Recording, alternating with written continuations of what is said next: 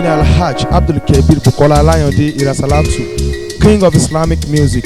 Mo fa àkókò ìsọ fún ẹ̀yin èèyàn mi wípé Bisi Ologe TV Show òun ni kẹ́ ẹ máa wò níbikíbi YouTube, Instagram, Facebook, gbogbo ẹ̀ pátápátá ibẹ̀ náà wà. Tẹ́ bá tó fẹ́ ṣayẹyẹ tẹ́ fẹ́ kí gbogbo ayé mọ̀. Bisi Ologe number 1. Bisi Ologe number 1 ni ẹ máa wò wọ́n.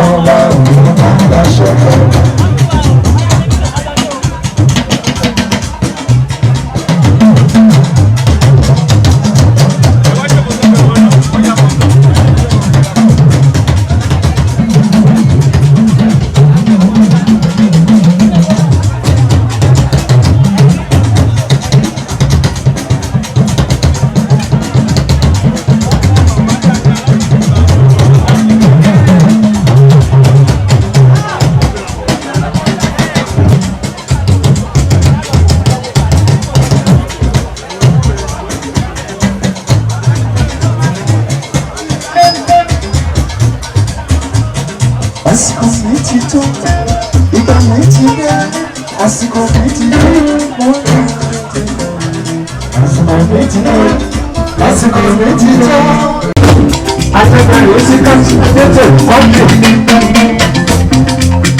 Mama Tisha Mama Rose Ọlọ́dà Kọjúmọ́ Adéwálé Adélájà ẹkú yìí lẹ́lẹ́.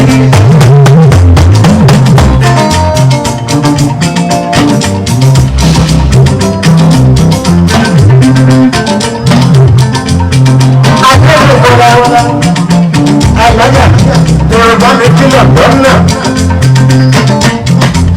Alhaja Adedunmola ẹgbẹ́ mi kílọ̀ lọ́nà tí wáyé ọtún bá kú ìkálẹ̀ àwọn tó ní àwọn ọ̀rẹ́ mi tó yẹ láti ṣe ọtún bá tí wọ́n fẹ́ lò lẹ́ àwọn ọ̀rọ̀ mọ́ra láti ṣe. Superficial. Ọ̀nà superficial. Ọmọlúkú. Ẹni ló dára. Aláwọ̀ náà. Sẹ́ni lọ́wọ́ làwọn òbí o. Ẹkún tó lè mọ̀ tó lè jù.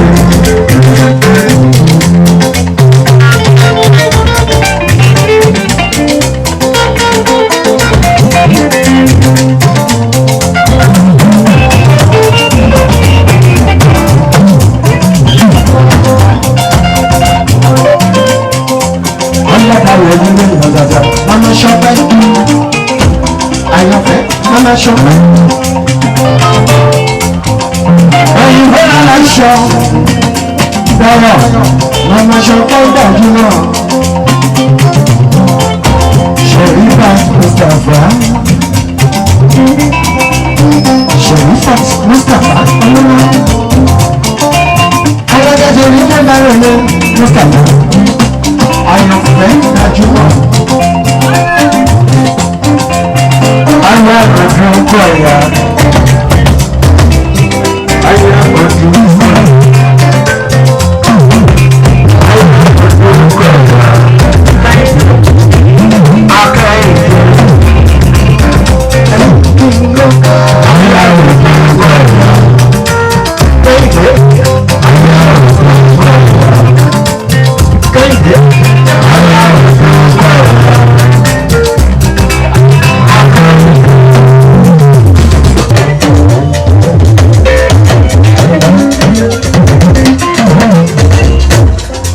rẹ̀ nínú bàrẹ̀ rẹ̀. Àwọn tèmi lẹ́ka street. Ọlọ́láyé mo bọ̀dọ̀ tó rẹ̀ dàda. Ẹsẹ̀ mo jábọ̀ jọ̀gọ̀jọ̀.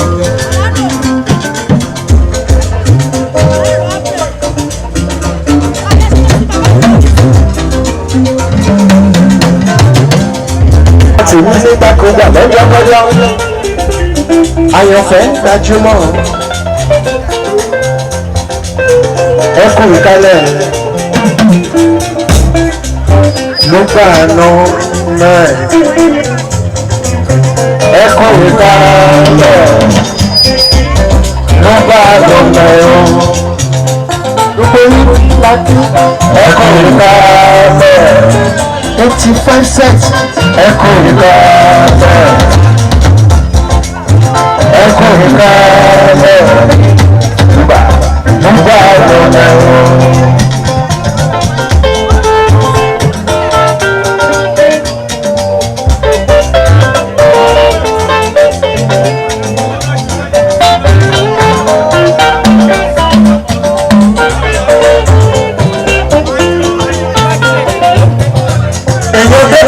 Ìyàn ní gbogbo wọn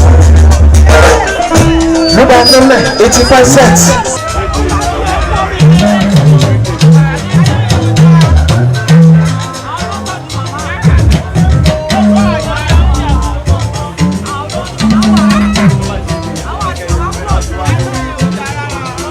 Lọ́sọ̀tọ̀ lè di kàtiwá ní Ajímọ̀sókò Ahmed Kazeem. Olùkọ́ni ayé ló dára dẹ́. Èrò bá mi kí Rasaki. Aliyu Abiola Bele.